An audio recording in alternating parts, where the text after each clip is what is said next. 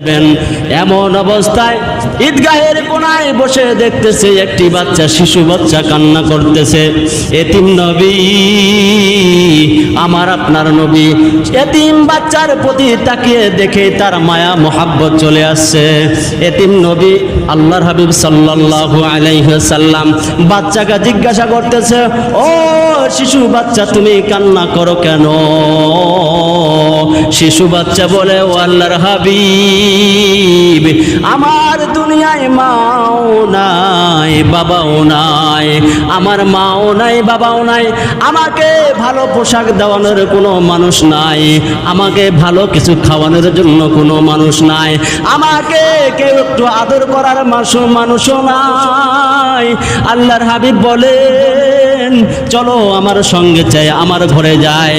ছেলেটিকে ঘরে নিয়ে গেলেন আল্লাহর হাবিব এতিম নবী মুহাম্মদুর রাসূলুল্লাহ সাল্লাল্লাহু আলাইহি ওয়াসাল্লাম। ঘরে নিয়ে আয়েশাকে বললেন, ও আয়েশা,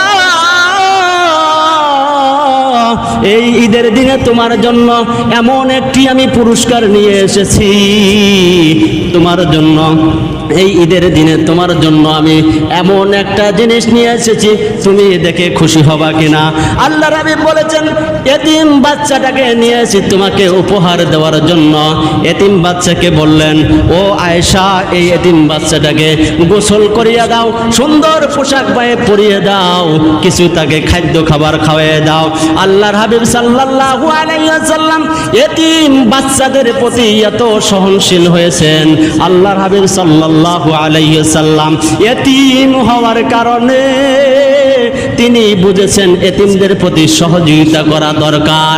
আজকে দুনিয়ার মুসলমান কোটি কোটি টাকার অট্টালিকা রয়েছে, কোটি কোটি টাকার অট্টালিকা দিয়ে রমজান মাসে 10 দিন ব্যাপী ইতিকাফ করে মক্কায়, অথচ তার বাড়ির পাশে গরিব মানুষটা না খেয়ে রোজা রাখে, না খেয়ে থাকে, বাচ্চাদেরকে ভালো একটা পোশাক দিতে পারে না, বাচ্চাদেরকে ভালো কিছু খাদ্য দিতে পারে না, অথচ এই ধনী মানুষটা গিয়ে মক্কায় গিয়ে হজ করে আল্লাহকে পাওয়ার জন্য। এতিমকে খাদ্য না দিয়ে মক্কায় গিয়ে হজ করলে কাজ হবে না। টাকা আছে পকেটে, রাসূলের রওজা জিয়ারত করে, অথচ পাশে গরিব মিসকিনদের খোঁজ খবর নাই। এইভাবে কোনোদিন হয় না। আমিরুল মুমিনিন হযরত ওমর তিনার জিন্দেগির চিন্তা ভাবনা করেন, আজকে আমাদের অনেক টাকা পয়সা থাকার দরুন আজকে আমাদের গরিব দুঃখীদের ভালোবাসা আসে না, আমাদের জীবন তো বিলাসিতার জীবন। অথচ হযরত ওমর আমিরুল মুমিনিন, বড় দুনিয়ার বাদশা হযরতে আমিরুল মুমিনিন, ঈদের দিন এসে গেছে, স্ত্রী বলতেছে, ও প্রাণের স্বামী, আমাদের তো নতুন কাপড় না হলেও চলবে, আমরা তো বড় হয়ে গেছি বুঝি, কিন্তু ছোট্ট বাচ্চাটার জন্য কিছু নতুন জামা কাপড়ের প্রয়োজন। আমিরুল মুমিনিন হযরতে ওমর বলেন, ও প্রাণের স্ত্রী, আমার পকেটে তো কোনো টাকা নাই, আমি নতুন কাপড় কেমনে কিনবো? অথচ বড্ড পৃথিবীর বাদশার মুখে কেমন কথা, তার পকেটে টাকা নেই ঈদের দিনে, অথচ আমাদের বাংলাদেশে হাজার হাজার কোটি টাকার মালিক, কিভাবে তাদের জীবনটা পরিচালনা হয়, রং বিলাসিতায় জীবন যায়, গরিব মানুষের খোঁজ খবর নেয় না। আমিরুল মুমিনিন বলে, আমার তো পকেটে টাকা নাই। তার দ্রুত বার্তাবাহককে বললেন, যাও যাও, আমার অর্থমন্ত্রী আবু উবাইদাকে বলো, আমাকে যেন 1 মাসের অগ্রিম টাকা দেয়, 1 মাসের অগ্রিম বেতন দিয়ে দেয়, কারণ আজকে ঈদের দিনে আমার কিছু না হলেও চলবে, আমার প্রাণের স্ত্রীর কিছু না হলেও চলবে, বড় বড় ছেলে মেয়েদের কিছু না হলেও চলবে, কিন্তু ছোট্ট এই বাচ্চাটির জন্য কিছু জামা কিনে দিতেই হবে। বার্তাবাহক আমিরুল মুমিনিনের অর্থমন্ত্রীকে গিয়ে বললেন, ও আবু উবাইদা, আমাদের দেশের আমিরুল মুমিনিন তাদের আজকের জীবনের অবস্থা শোনো, তার ঘরে কিছু নাই, তোমাকে এই চিঠিটা দিয়েছে, তাকে কিছু টাকা দেওয়ার জন্য, 1 মাস অগ্রিম 1 মাসের টাকা দেওয়ার জন্য। আমিরুল মুমিনিনের অর্থমন্ত্রী আবু উবাইদা চিঠিটা পড়ে বলতেছে, ও বার্তাবাহক, তোমাকে যে চিঠি দেওয়া অপর পৃষ্ঠায় আমি লিখে দিলাম কিছু কথা, আমিরুল মুমিনিনকে গিয়ে দাও। আমিরুল মুমিনিন পড়ে দেখে আবু উবাইদা অর্থমন্ত্রী লেগেছে, ও আমিরুল মুমিনিন, আপনি 1 মাস অগ্রিম বেতন চেয়েছেন, আপনাকে 1 মাস অগ্রিম বেতন দেওয়া হবে, কিন্তু আপনাকে একটা দস্তখত লিখে দিতে হবে, আপনি আরো 1 মাস বেঁচে থাকবেন কিনা এই দস্তখতটা লিখে দিতে হবে। শুধু এটাই লিখে দিলে হবে না, 1 মাস বেঁচে থাকবেন, দেশের জনগণ আপনাকে আমিরুল মুমিনিন হিসেবে কবুল করবেন কিনা, রাখবেন কিনা। আপনি যে 1 মাসের টাকা অগ্রিম চাচ্ছেন, আপনাকে দেব, ঠিক আছে, আপনি এই 1 মাস যে থাকবেন, 1 মাস আপনাকে আমিরুল মুমিনিন হিসেবে দেশের জনগণ মানবে কিনা। এই চিঠি পাওয়ার পরে আমিরুল মুমিনিন হযরত ওমর তার চোখের 2 চোখের পানি ছেড়ে দিয়ে আল্লাহর কাছে কান্না করে, ও আমার মালিক, তুমি আমাকে এমন একটি অর্থমন্ত্রী দিয়েছো যার কারণে আজকে আমার জীবনটা ধন্য। আমি তো জানি না আরো 1 মাস বেঁচে থাকবো কিনা, আমি তো জানি না আমার দেশের জনগণ আমাকে আরো 1 মাস এই চেয়ারের মসনদে, এই চেয়ারের সরকারের আসনে, এই সরকারের রাজার আসনে আমাকে রাখবে কিনা, আমি তো জানি না। আমার অর্থমন্ত্রী আবু উবাইদা আমাকে তো আমার মস্তিষ্কের ব্রেন খুলে দিয়েছে। ও আল্লাহ, এই আবু উবাইদাকে তুমি নেক দয়া নেক হায়াত দান করো, তার জীবনের ভিতরে বরকত দান করো। এই ছিল আমিরুল মুমিনিনের ঈদের বাজার। আমিরুল মুমিনিন কেমন আল্লাহকে ভয় পাইতো। ঈদের দিনে মানুষ আমরা এত পরিমাণে আনন্দ ফুর্তি করি। বিল্লাহি মিনাশ শাইতানির রাজিম। বিসমিল্লাহির রহমানির রহিম। ইয়া আইয়ুহাল্লাযীনা আমানু কুতিবা আলাইকুমুস সিয়াম كما كتب على الذين من قبلكم لعلكم تتقون.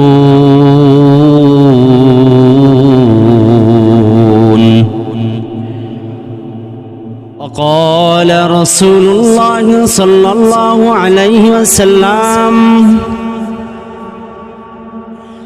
قال من قام ليلة العيدين لله محتسبا لم يمت قلبه يوم تموت القلوب. صدق الله مولانا العظيم وصدق رسوله النبي الكريم ونحن على ذلك لمن الشاهدين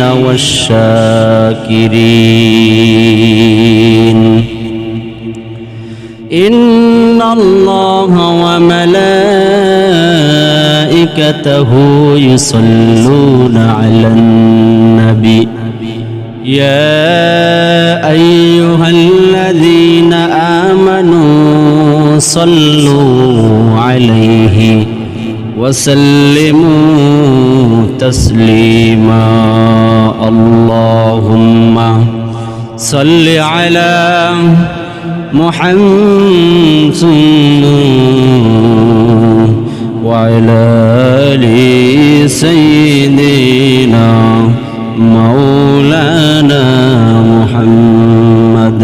اللهم صل على سيدنا مولانا محمد وعلى آل سيدنا مولانا محمد. بلغ العلا بكماله كشف الدجى بجماله حسنت جميع خصاله صلوا عليه وآله لا إله إلا الله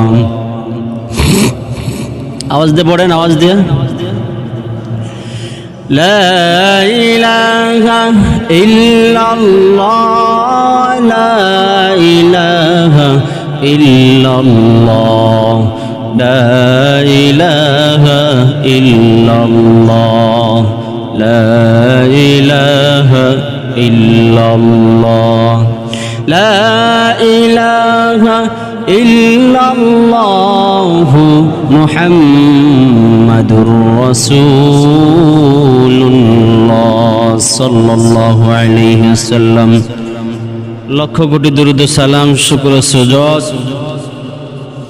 রহমাতাল লিল আলামিন কুল কায়নাতের সৃষ্টিকর্তা আল্লাহ তাআলার নিকট, যে রব্বুল আলামিন পবিত্র রমজান মাসের রমজানের শেষ জুমায় পবিত্র জুমাবারে আল্লাহর ঘর মসজিদ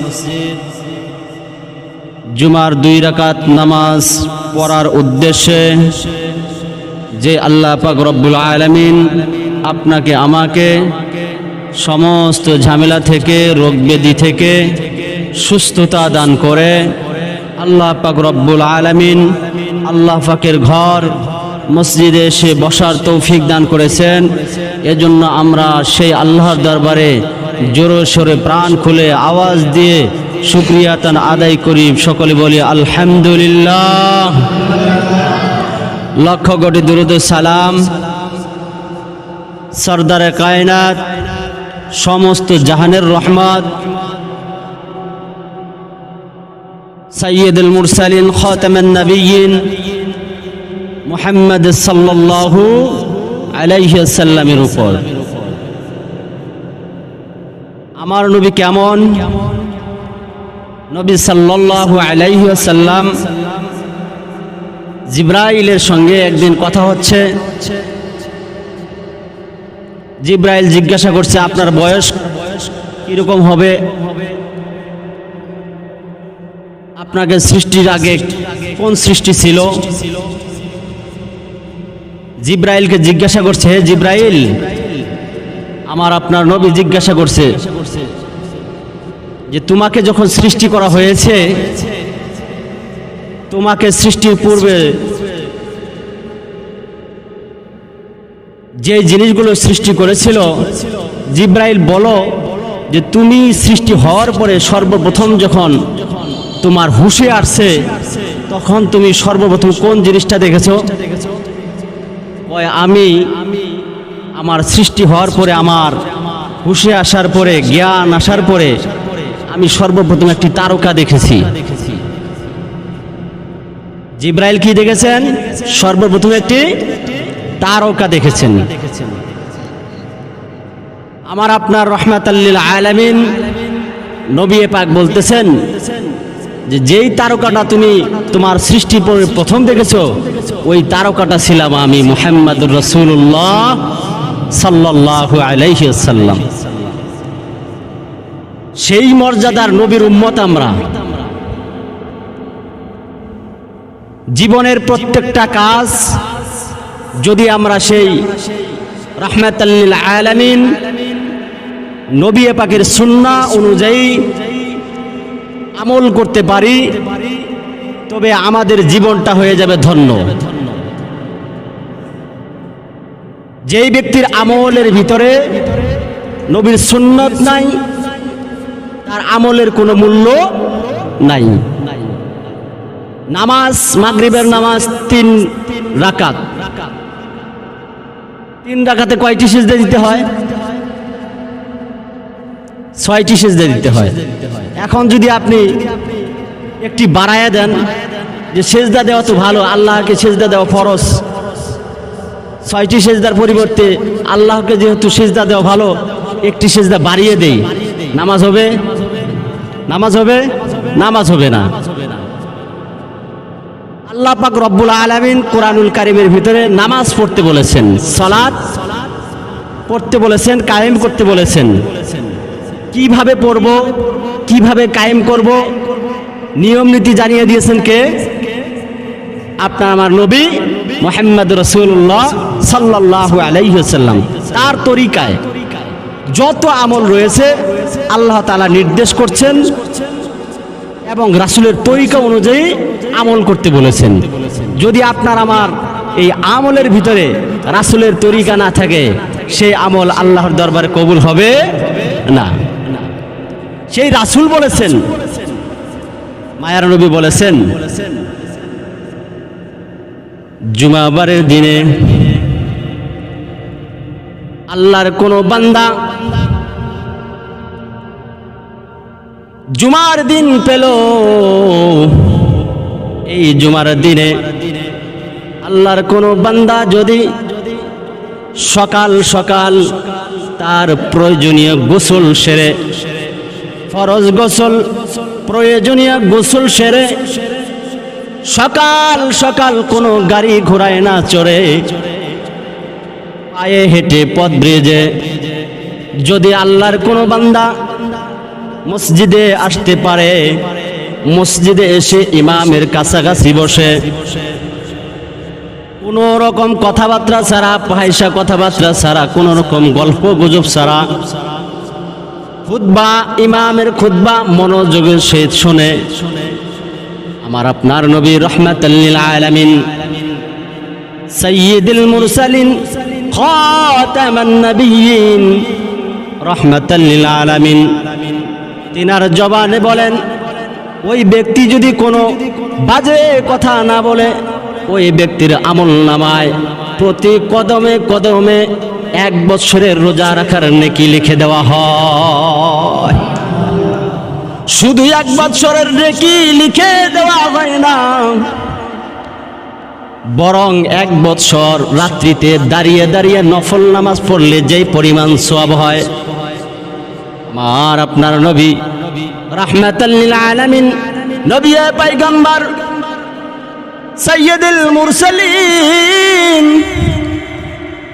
বলেন, ওই ব্যক্তির 1 বছর রাত্রিতে জেগে জেগে নফল নামাজ পড়লে যেই পরিমাণ সওয়াব হতো, আল্লাহ পাক রব্বুল আলামিন ওই ব্যক্তির আমল নামায় জুমার নামাজে এই নিয়মে আসার দরুন আল্লাহ পাক রব্বুল আলামিন ওই ব্যক্তির আমল নামায় 1 বছর নফল ইবাদত বন্দেগীর সওয়াব লিখে দিবে।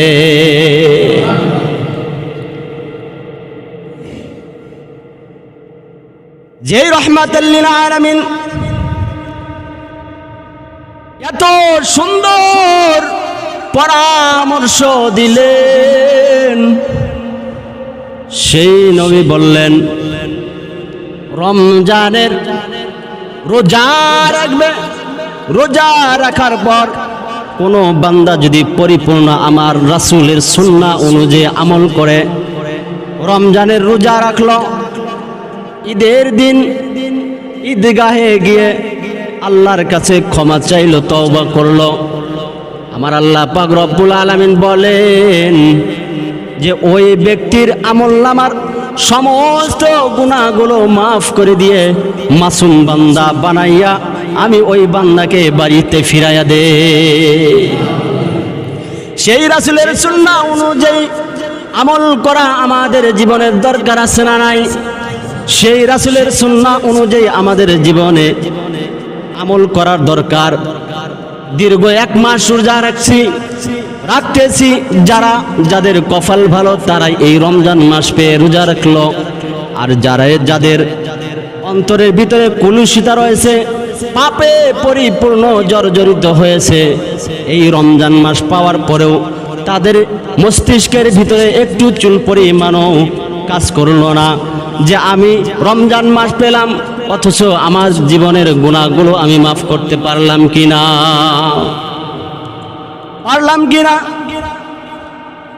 এই যে সামনে ঈদ আসতেছে,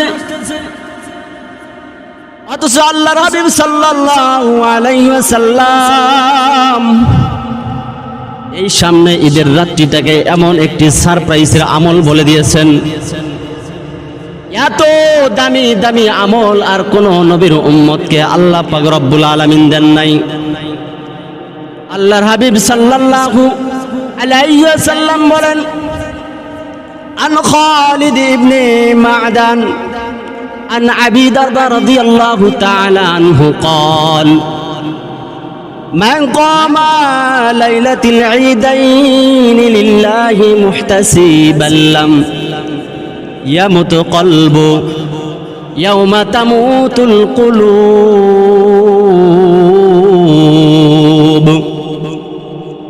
আল্লাহর হাবিব সাল্লাল্লাহু আলাইহি ওয়াসাল্লাম বলেন, দুনিয়ার কোন মানুষ যদি সওয়াবের আশা করে, সওয়াবের নিয়ত করে, ঈদের রাত্রিটা পায়, ঈদের রাত্রিতে যদি সওয়াবের নিয়তে দাঁড়িয়ে দাঁড়িয়ে যদি কোনো বান্দা আল্লাহ তাআলার ইবাদত করে, নফল নামাজ পড়ে, কুরআনুল কারীম তেলাওয়াত করে, আল্লাহ পাক রব্বুল আলামিন যেই দিন সমস্ত মানুষের অন্তর মরে যাবে, ওই দিন ওই মানুষটার অন্তর মরবে না। সুবহানাল্লাহ। শুধু আল্লাহর হাবিব সাল্লাল্লাহু আলাইহি ওয়াসাল্লাম এই কথাটুকু বলে ক্ষান্ত হননি। আল্লাহর হাবিব সাল্লাল্লাহু আলাইহি ওয়াসাল্লাম বলেন, যদি দুনিয়ার কোনো বান্দা পাঁচটি রাত্রে জেগে জেগে ইবাদত করতে পারে, আল্লাহ পাক রব্বুল আলামিন ওই ব্যক্তির জন্য জান্নাত ওয়াজিব করে দেয়। এক নাম্বার রাত্রি হচ্ছে জিলহজ মাসের 8 তারিখ, 2 নাম্বার রাত্রি হচ্ছে জিলহজ মাসের 9 তারিখ, 3 নম্বরে আল্লাহ রাসূল বলেন ঈদুল ফিতরের রাত্রি, 4 নম্বরে আল্লাহ রাসূল বলেন ঈদুল আজহার রাত্রি, 5 নম্বরে আল্লাহ রাসূল সাল্লাল্লাহু আলাইহি ওয়াসাল্লাম বলেন শাবান মাসের 15 তারিখের যেই রাত্রিটা আসে, এই 5 রাত্রিতে যদি কোনো বান্দা ইবাদত করতে পারে, আমার আল্লাহ পাক রব্বুল আলামিন ওই ব্যক্তির জন্য জান্নাত ওয়াজিব করে দেন। জান্নাত ওয়াজিব মানে কি? জান্নাত তার জন্য আবশ্যক হয়ে যায়। আল্লাহ পাক রব্বুল আলামিন ওই ব্যক্তিকে জান্নাতে প্রবেশ করাইবেন। ওই কি করবেন? আল্লাহ পাক রব্বুল আলামিন ওই ব্যক্তিকে জান্নাতে প্রবেশ করাইবেন, এটা ওয়াদা দিয়ে দেন।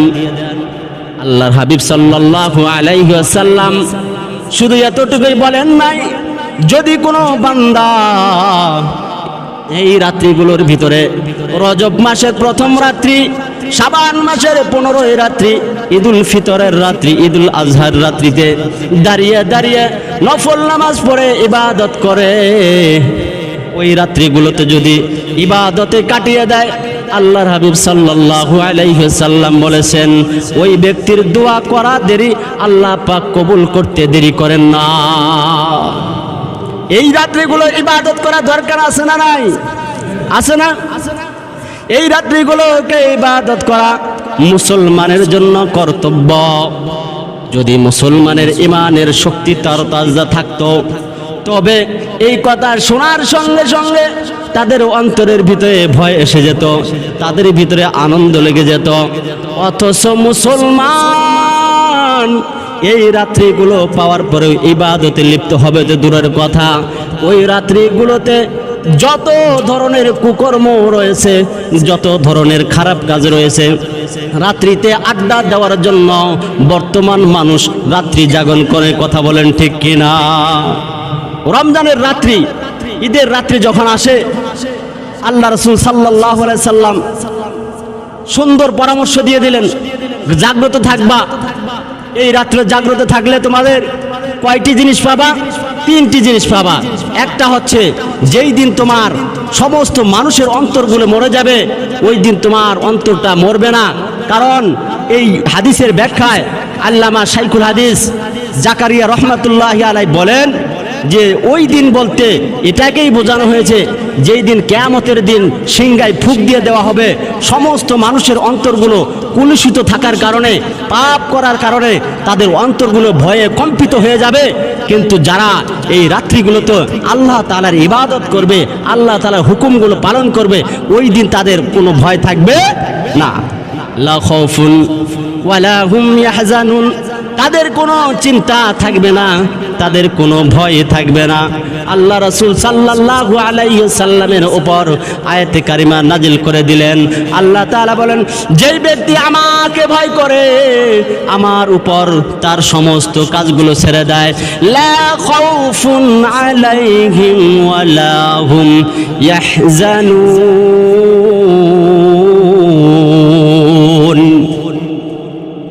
আল্লাহ পাক রব্বুল আলামিন ওই ব্যক্তির জীবনের কোনো ভয় রাখবে না, ওই ব্যক্তির কোনো ওই দিন টেনশনও থাকবে না, তাদের অন্তরগুলো মরবে না, তারা বুঝতেই পারবে না যে কিয়ামত হচ্ছে না কি হচ্ছে।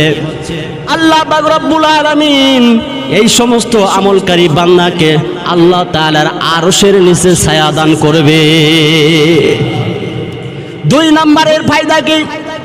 2 নম্বর ফায়দা হচ্ছে, যে ব্যক্তি এই রাত্রিগুলোতে আমল করবে, আল্লাহ পাক রব্বুল আলামিন নিজেই রহমত বর্ষণ করবেন, নিজেই তাদের উপর এমনভাবে রহমত দিবেন যে আল্লাহ তাআলা তাদের জন্য জান্নাত ওয়াজিব করে দেয়। 2 নম্বরে, এই রাত্রিগুলোতে আমল করলে ফায়দা হচ্ছে, এই রাত্রিতে আমল করলে দোয়া কবুল হয়ে যায়। মুসলমান ইমানদার আল্লাহর গোলাম, এই রাত্রিগুলোর মর্যাদা থাকার পরেও, ঈদের রাত্রিতে এত মর্যাদা থাকার পরেও মানুষ এই রাত্রিগুলোতে রাত্রি জাগরণ করে না। যদিও কোনো মানুষ রাত্রি জাগরণ করে, তাদের রাত্রি জাগরণ করা হলো আড্ডাবাজি করা। যেহেতু ঈদের রাত পেয়েছে, তারা সেই দিন লুডো খেলে, বিভিন্ন ধরনের খেলায় গল্পে আড্ডায় মেতে থাকে, রাত 12টা পর্যন্ত 1টা পর্যন্ত জাগ্রত থাকে। শেষে দেখা যায় ফজরের নামাজটাও অনেকেই পায় না। কথা বলেন ঠিক কি না? পায় না। বিশেষ করে ঈদের রাত্রিগুলোতে আসলে যারা ব্যবসা বাণিজ্য করে, তাদের দিকে তাকালে দেখা যায় বিভিন্ন কারণে সদাই বিভিন্ন ধরনের খাওয়ানোর জিনিস বানানোর জন্য এত পরিশ্রম করে, টাকা পয়সা ইনকামের জন্য এত সময় দেয়, যে সময় দেওয়ার কারণে ফরজ নামাজগুলো তাদের জন্য ছুটে যায়। অথচ আল্লাহর হাবিব সাল্লাল্লাহু আলাইহি ওয়াসাল্লাম এই রাত্রিগুলোদের জন্য ইবাদতের কথা বলেছেন, মানুষের জীবনের গুনাহ খাতাগুলো মাফ করার জন্য সারপ্রাইজ দিয়েছেন। অথচ আপনি আমি মুসলমান এই জিনিসগুলো তো বোঝার চেষ্টা করি না, বোঝার দিকেও ধাপিতও হই না।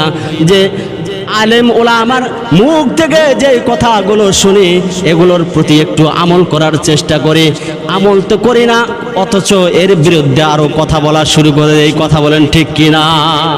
আছে অনেক লোক আছে এরকম, যে যাদের তো শুধু বক বক করা, তারা বলতেই পারে, বলতেই থাকবে।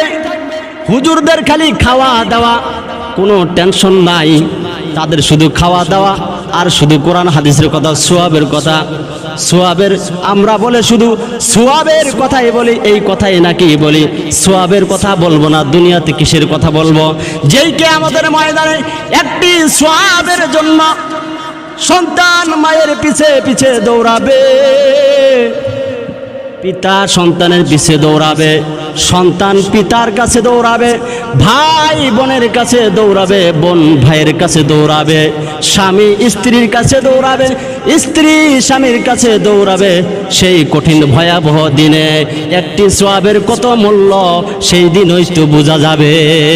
কথা বলেন ঠিক কিনা? অথচ সোয়াবের কথা বললে অনেক মানুষ রয়েছে টিটকারি মারে, তিরস্কার করে। অথচ এই তিরস্কার করলে তার ইমানের মধ্যে যদি বুঝে শুনে তিরস্কার করে, তার ইমানের কতটুকু ক্ষতি হয়ে যায় এটা কিন্তু বোঝারও চেষ্টা করে না, বোঝার দিকেও ধাপিত হওয়ার ইয়া করে না। অথচ ঈদুল ফিতরের দিনে রাসূল করিম সাল্লাল্লাহু আলাইহি ওয়াসাল্লাম রাত্রিতে জাগরণ করে ইবাদত করতে বলেছেন। আর ঈদুল ফিতরের দিনে রাসূলের সুন্নাহ অনুযায়ী যদি জীবনকে পরিচালনা করে, সুন্নাহ অনুযায়ী জীবন পরিচালনা করে, সুন্নাহর নিয়ম মেনে যদি ঈদগাহে যাইতে পারে, আল্লাহর হাবিব ওই হাদিসের ভিতরে জানাইয়া দেন ওই ব্যক্তির জীবনের গুনাহ খাতাগুলো মাফ করে দেয়। রাসূলের সুন্নাহ হলো যেই দিন ঈদ আসতো আমার আপনার নবী মুহাম্মদুর রাসূলুল্লাহ সকাল সকাল ঘুম থেকে উঠতেন, ফজরের নামাজ জামাতের সহিত আদায় করতেন। ফজরের নামাজ শুধু আদায় করে ক্ষান্ত হতেন না, তিনি সকাল সকাল গোসল করে পরিপাটি হয়ে মেসওয়াক করে সুগন্ধি ব্যবহার করে সুন্দর পোশাক পরে, যদিও সুন্দর পোশাক কারো না থাকে, এই সুন্দর যে পোশাকটা রয়েছে ধুয়ে পরিষ্কার করে সুন্দর পোশাক পরে আগে আগে চলে যেতেন ঈদগাহ মাঠে। আর বর্তমান জামানায় দেখা যায় ঈদগাহে যাবে তো দূরের কথা, সাজতে মিশতে সব কিছু করতে, বাড়ির সংসারের ঝামেলা মিটাইতে অনেকেই ঈদগাহের নামাজটা পর্যন্ত পায় না। আছে না? এমন ভাবে যায় ঈদগাহে যাওয়া শেষ, এক রাকাত কি নামাজ চলে গেছে, 2 রাকাত নামাজ ওয়াজিব নামাজ, তার ভিতরে 1 রাকাত চলে গেলে আর থাকে কয় রাকাত? 1 রাকাত। এটা কি আর কাজা বড় সম্ভব? ঈদের নামাজের কাজা হয় না। অথচ আমাদের এগুলো বুঝার শক্তিও হয় না, বুঝার চেষ্টাও করে না। আল্লাহ রাসূল সাল্লাল্লাহু আলাইহি ওয়াসাল্লামের সুন্নাহ এটাও। রাসূল কারীম সাল্লাল্লাহু আলাইহি ওয়াসাল্লাম ঈদুল ফিতরের দিনে সদকা করতেন। ঈদুল ফিতরের দিনে সকালবেলা সদকা করা এটা উত্তম সময়। শুধু সদকায় নয়, আল্লাহ রাসূল সাল্লাল্লাহু আলাইহি ওয়াসাল্লাম তিনার জিন্দেগির ভিতরে ঈদের দিন বেশি বেশি করে দান করতেন। একবার আল্লাহর হাবিব সাল্লাল্লাহু আলাইহি ওয়াসাল্লাম ঈদগাহে গিয়েছেন, ঈদগাহের ভিতরে ঈদের নামাজ পড়ার পরে বাসায় চলে আসবেন। এমন অবস্থায় ঈদগাহের কোনায় বসে দেখতেছে একটি বাচ্চা, শিশু বাচ্চা কান্না করতেছে। এতিম নবী, আমার আপনার নবী এতিম বাচ্চার প্রতি তাকিয়ে দেখে তার মায়া মোহাব্বত চলে আসছে। এতিম নবী আল্লাহর হাবিব সাল্লাল্লাহু আলাইহি ওয়াসাল্লাম বাচ্চাকে জিজ্ঞাসা করতেছে, ও শিশু বাচ্চা তুমি কান্না করো কেন? শিশু বাচ্চা বলে, ও আল্লাহর হাবিব, আমার দুনিয়ায় মাও নাই বাবাও নাই, আমার মাও নাই বাবাও নাই, আমাকে ভালো পোশাক দেওয়ানোর কোনো মানুষ নাই, আমাকে ভালো কিছু খাওয়ানোর জন্য কোনো মানুষ নাই, আমাকে কেউ একটু আদর করার মানুষও নাই। আল্লাহর হাবিব বলেন, চলো আমার সঙ্গে চাই, আমার ঘরে যায়। ছেলেটিকে ঘরে নিয়ে গেলেন আল্লাহর হাবিব এতিম নবী মুহাম্মদুর রাসূলুল্লাহ সাল্লাল্লাহু আলাইহি ওয়াসাল্লাম। ঘরে নিয়ে আয়েশাকে বললেন, ও আয়েশা, এই ঈদের দিনে তোমার জন্য এমন একটি আমি পুরস্কার নিয়ে এসেছি, তোমার জন্য এই ঈদের দিনে তোমার জন্য আমি এমন একটা জিনিস নিয়ে এসেছি, তুমি দেখে খুশি হবা কিনা? আল্লাহর হাবিব বলেছেন, এতিম বাচ্চাটাকে নিয়ে এসেছি তোমাকে উপহার দেওয়ার জন্য। এতিম বাচ্চাকে বললেন, ও আয়েশা, এই এতিম বাচ্চাটাকে গোসল করিয়ে দাও, সুন্দর পোশাক গায়ে পরিয়ে দাও, কিছু তাকে খাদ্য খাবার খাওয়াইয়ে দাও। আল্লাহর হাবিব সাল্লাল্লাহু আলাইহি ওয়াসাল্লাম এতিম বাচ্চাদের প্রতি এত সহনশীল হয়েছেন। আল্লাহর হাবিব সাল্লাল্লাহু আলাইহি ওয়াসাল্লাম এতিম হওয়ার কারণে তিনি বুঝেছেন এতিমদের প্রতি সহযোগিতা করা দরকার। আজকে দুনিয়ার মুসলমান কোটি কোটি টাকার অট্টালিকা রয়েছে, কোটি কোটি টাকার অট্টালিকা দিয়ে রমজান মাসে 10 দিন ব্যাপী ইতিকাফ করে মক্কায়, অথচ তার বাড়ির পাশে গরিব মানুষটা না খেয়ে রোজা রাখে, না খেয়ে থাকে, বাচ্চাদেরকে ভালো একটা পোশাক দিতে পারে না, বাচ্চাদেরকে ভালো কিছু খাদ্য দিতে পারে না। অথচ এই ধনী মানুষটা গিয়ে মক্কায় গিয়ে হজ করে আল্লাহকে পাওয়ার জন্য। এতিমকে খাদ্য না দিয়ে মক্কায় গিয়ে হজ করলে কাজ হবে না।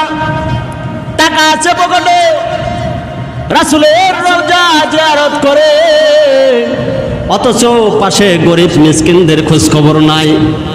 এইভাবে কোনোদিন হয় না। আমিরুল মুমিনিন হযরত ওমর তিনার জিন্দেগির চিন্তা ভাবনা করেন, আজকে আমাদের অনেক টাকা পয়সা থাকার দরুনও আজকে আমাদের গরিব দুঃখীদের ভালোবাসা আসে না, আমাদের জীবন তো বিলাসিতার জীবন। অথচ হযরত ওমর আমিরুল মুমিনিন, অর্ধ দুনিয়ার বাদশা হযরতে আমিরুল মুমিনিন, ঈদের দিন এসে গেছে, স্ত্রী বলতেছে ও প্রাণের স্বামী, আমাদের তো নতুন কাপড় না হলেও চলবে, আমরা তো বড় হয়ে গেছি বুঝি, কিন্তু ছোট্ট বাচ্চাটার জন্য কিছু নতুন জামা কাপড়ের প্রয়োজন। আমিরুল মুমিনিন হযরতে ওমর বলেন ও প্রাণের স্ত্রী, আমার পকেটে তো কোনো টাকা নাই, আমি নতুন কাপড় কেমনে কিনবো? অথচ পদ্ম পৃথিবীর বাদশার মুখে কেমন কথা, তার পকেটে টাকা নেই ঈদের দিনে। অথচ আমাদের বাংলাদেশে হাজার হাজার কোটি টাকার মালিক, কিভাবে তাদের জীবনটা পরিচালনা হয়, রং বিলাসিতায় জীবন যায়, গরিব মানুষের খোঁজ খবর নেয় না। আমিরুল মুমিনিন বলে আমার তো পকেটে টাকা নাই। তার দ্রুত বার্তাবাহককে বললেন যাও যাও, আমার অর্থমন্ত্রী আবু উবাইদাকে বলো আমাকে যেন 1 মাসের অগ্রিম টাকা দেয়, 1 মাসের অগ্রিম বেতন দিয়ে দেয়, কারণ আজকে ঈদের দিনে আমার কিছু না হলেও চলবে, আমার প্রাণের স্ত্রীর কিছু না হলেও চলবে, বড় বড় ছেলে মেয়েদের কিছু না হলেও চলবে, কিন্তু ছোট্ট এই বাচ্চাটির জন্য কিছু জামা কিনে দিতেই হবে। বার্তাবাহক আমিরুল মুমিনিনের অর্থমন্ত্রীকে গিয়ে বললেন ও আবু উবাইদা, আমাদের দেশের আমিরুল মুমিনিন তাদের আজকের জীবনের অবস্থা শোনো, তার ঘরে কিছু নাই, তোমাকে এই চিঠিটা দিয়েছে, তাকে কিছু টাকা দেওয়ার জন্য, 1 মাস অগ্রিম 1 মাসের টাকা দেওয়ার জন্য। আমিরুল মুমিনিনের অর্থমন্ত্রী আবু উবাইদা চিঠিটা পড়ে বলতেছে ও বার্তাবাহক, তোমাকে যে চিঠি দেওয়া হয়েছে অপর পৃষ্ঠায় আমি লিখে দিলাম কিছু কথা, আমিরুল মুমিনিনকে গিয়ে দাও। আমিরুল মুমিনিন পড়ে দেখে আবু উবাইদা অর্থমন্ত্রী লিখেছে ও আমিরুল মুমিনিন, আপনি 1 মাস অগ্রিম বেতন চেয়েছেন, আপনাকে 1 মাস অগ্রিম বেতন দেওয়া হবে, কিন্তু আপনাকে একটা দস্তখত লিখে দিতে হবে, আপনি আরো 1 মাস বেঁচে থাকবেন কিনা এই দস্তখতটা লিখে দিতে হবে। শুধু এটাই লিখে দিলে হবে না, 1 মাস বেঁচে থাকবেন, দেশের জনগণ আপনাকে আমিরুল মুমিনিন হিসেবে কবুল করবেন কিনা, রাখবেন কিনা। আপনি যে 1 মাসের টাকা অগ্রিম চাচ্ছেন, আপনাকে দেব, ঠিক আছে, আপনি এই 1 মাস যে থাকবেন, 1 মাস আপনাকে আমিরুল মুমিনিন হিসেবে দেশের জনগণ মানবে কিনা। এই চিঠি পাওয়ার পরে আমিরুল মুমিনিন হযরত ওমর তার চোখের 2 চোখের পানি ছেড়ে দিয়ে আল্লাহর কাছে কান্না করে ও আমার মালিক, তুমি আমাকে এমন একটি অর্থমন্ত্রী দিয়েছো যার কারণে আজকে আমার জীবনটা ধন্য। আমি তো জানি না আরো 1 মাস বেঁচে থাকবো কিনা, আমি তো জানি না আমার দেশের জনগণ আমাকে আরো 1 মাস এই চেয়ারের মসনদে, এই চেয়ারের সরকারের আসনে, এই সরকারের রাজার আসনে আমাকে রাখবে কিনা, আমি তো জানি না। আমার অর্থমন্ত্রী আবু উবাইদা আমাকে তো আমার মস্তিষ্কের ব্রেন খুলে দিয়েছে। ও আল্লাহ, এই আবু উবাইদাকে তুমি নেক দয়া নেক হায়াত দান করো, তার জীবনের ভিতরে বরকত দান করো। এই ছিল আমিরুল মুমিনিনের ঈদের বাজার। আমিরুল মুমিনিন কেমন আল্লাহকে ভয় পাইতো। ঈদের দিনে মানুষ আমরা এত পরিমাণে আনন্দ ফুর্তি করি, অথচ আমিরুল মুমিনিন ঈদের দিন যখন আসতো সবাই আনন্দ উল্লাস করতেছে। আমিরুল মুমিনিন হযরত ওমর একটি ঘরের ভিতরে গিয়ে গুনগুন করে কান্না করে আল্লাহর দরবারে কান্না করতেছে। আমিরুল মুমিনিন বলতেছে দুনিয়ার ভিতরে আল্লাহ তাআলা রমজান মাস পাওয়ার পরেও আল্লাহ পাক রব্বুল আলামিন বান্দার জীবনের গুনাহ খাতা মাফ করে, কিন্তু আমি আমিরুল মুমিনিন হযরত ওমর আমার জীবনের গুনাহ খাতাগুলো মাফ হয়েছে কিনা জানি না। বাড়ির লোকজন খুঁজতেছে হযরত ওমর কই গেল। হযরত ওমরকে খুঁজতে খুঁজতে দেখে ঘরের ভিতরে গুনগুন করে কান্নার আওয়াজ। আব্বাস, হযরতে আমিরুল মুমিনিন, হযরতে ওমর কান্না করে ঈদের দিনেও আল্লাহর ভয়ে কান্না করে। অথচ আপনি আমি মুসলমান দুনিয়ার ভিতরে আসলাম, পুরা রমজান পেলাম, রমজানে আমাদের গুনাহগুলো মাফ হলো কিনা এর দিকে কিন্তু একটু খোঁজ খবর নিলাম না। পুরা রমজান গেল, এমনও মানুষ রয়েছে পুরা রমজানে তার চক্ষু দিয়ে এক ফোঁটা পানিও বের হয় না। আছে না নাই? হাজার হাজার মানুষ রয়েছে পুরা রমজান গেল, বাবা মার কথা ভেবে, নিজের গুনাহের কথা ভেবে কোনোদিন এক ফোঁটা চোখের পানিও তাদের এই পলকের নিচে পড়ে নাই। অথচ আল্লাহর হাবিব সাল্লাল্লাহু আলাইহি ওয়াসাল্লামের জীবনে কোনো গুনাহ ছিল না, তবুও এত পরিমাণে গুনাহ, এত পরিমাণে কান্না করেছে আল্লাহর হাবিব সাল্লাল্লাহু আলাইহি ওয়াসাল্লাম, এত পরিমাণে কান্না করেছেন। আয়েশা রাদিয়াল্লাহু তাআলা আনহা বলেন, আল্লাহর হাবিব কান্না করতে করতে তার যে মশক রয়েছে বিছানার বালিশগুলো ভিজে যাইতো, শুধু কান্না করতো, ইয়া উম্মতি, ইয়া উম্মতি, আল্লাহর কাছে কান্না করতো, ও আমার মালিক, আমার উম্মতকে মাফ করে দাও, আমার উম্মতের কি অবস্থা হবে। অথচ আপনি আমি উম্মত, ওই আল্লাহর হাবিবের প্রতি একটু ভালোবাসাও নাই। যদি ভালোবাসা থাকতো, আল্লাহর হাবিবের প্রতি মোহাব্বত থাকতো, তবে আল্লাহর হাবিব রমজানের যে সারপ্রাইজগুলো আমলের কথা বাতলে দিলেন, এই আমলের প্রতি আমাদের আমল করার জন্য আমাদের মনটা এগিয়ে যেত। কথা বলেন ঠিক কিনা? অথচ আমাদের মনের ভিতরে আমল কথা তো দূরের কথা, ভালোবাসাও জাগে না, ভালোবাসাটাও জাগে না। আল্লাহর হাবিব সাল্লাল্লাহু আলাইহি ওয়াসাল্লাম জীবনভর উম্মতকে কিভাবে জান্নাতে নেওয়া যাবে এই চিন্তায় ফিকির করেছেন, অথচ আপনার আমার ভিতরে জান্নাতে যাওয়ার কিঞ্চিত পরিমাণ ফিকিরও তো নাই। আছে? নাই। এই যে ঈদ আসতেছে, দেখবেন ঈদের দিন আসছে, ঈদ হলো, ওই দিন ক্ষমা করে দেন বান্দাকে আল্লাহ তাআলা, অথচ গুনায় সয়লাভ হয়ে যাবে সেই দিন। দেখবেন আপনার আমার ছেলেমেয়েগুলোই ঢাক ঢোল বক্স নিয়ে গান বাজাবে, ছেলেমেয়েরা আড্ডায় পিটায়, পার্কে যাবে, বিভিন্ন জায়গায়।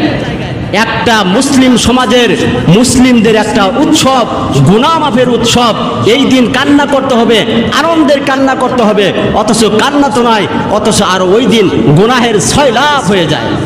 এগুলো যদি আমাদের সন্তানরা করে, আমরা যদি এগুলোর প্রতি একটু ভ্রুক্ষেপ না নেই, একটু খবর না নেই যে আমার সন্তানরা কোথায় গেল, আজকে ঈদের দিনে তারা গুনাহ করতেছে কিনা, না গুনার থেকে আল্লাহর কাছে মাপ চাইতেছে, এগুলো যদি খোঁজ খবর না নেই, এই ঈদের দিনেও সুন্নতে থাকবেই তো দূরের কথা, গুনাহ দিয়ে সয়লাভ হয়ে আপনার আমার নিজেও তো জাহান্নামে যাবে, আপনাকে আমাকে জাহান্নামে নিয়ে যাওয়ার জন্য তারা পায়তারা করতেছে।